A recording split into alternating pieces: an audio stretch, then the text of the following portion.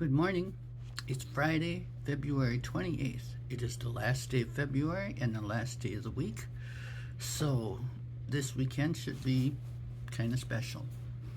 Anyway, um, today I'm going to tell you that about self-control. Even though, you may not need this at all, but one of the fruits of the Spirit is self-control. And that means if you follow Christ and you have submitted your life to Christ and you are walking in the path of that Christ leads you in, you will develop self-control. It may not come all at once. Self-control is really important, and it makes us stable if we can be controlling of ourselves.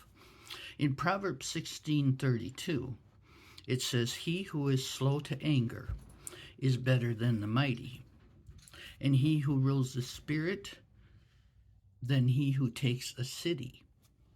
So in the Bible, it is extremely important, and it is also very powerful. A lot of people think if they get angry and they really let it all out, they're powerful. But really what they're doing is losing their power. As they continue to give up their self-control, they are losing their power.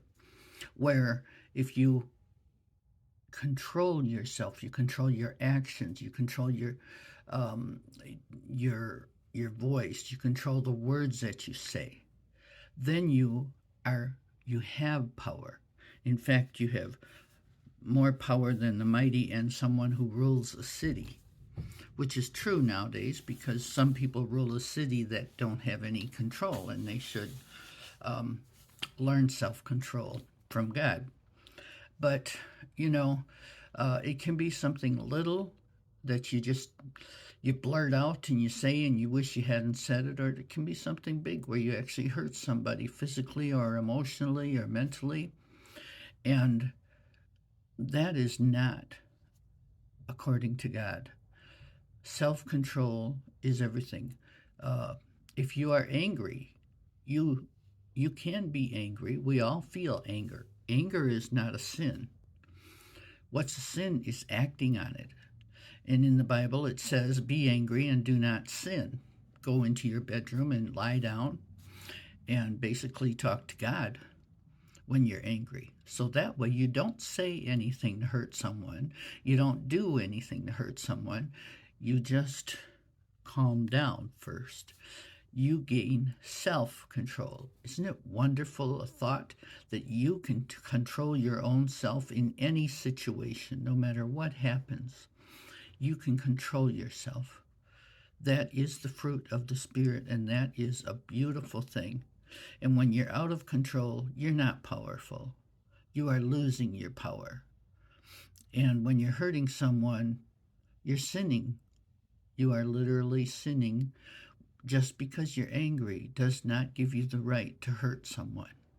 You can be angry, but go and lie down in your bedroom or go in another room and stay there until you are calm and in control.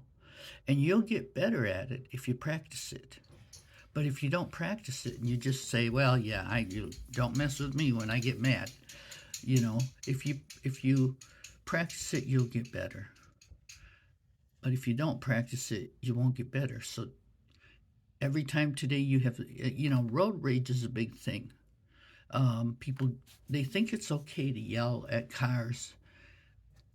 I don't know. I guess it's because nobody hears them. But at the same time, you are letting yourself be out of control. And so that's a good place to practice, where learn to be in control.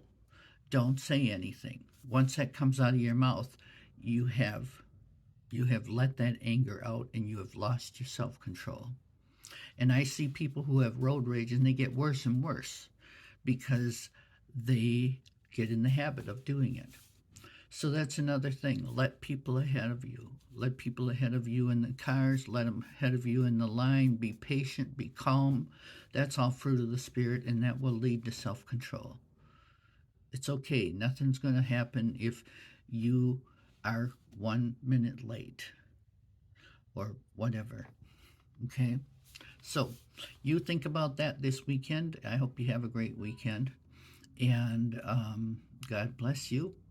And we'll see you maybe Monday.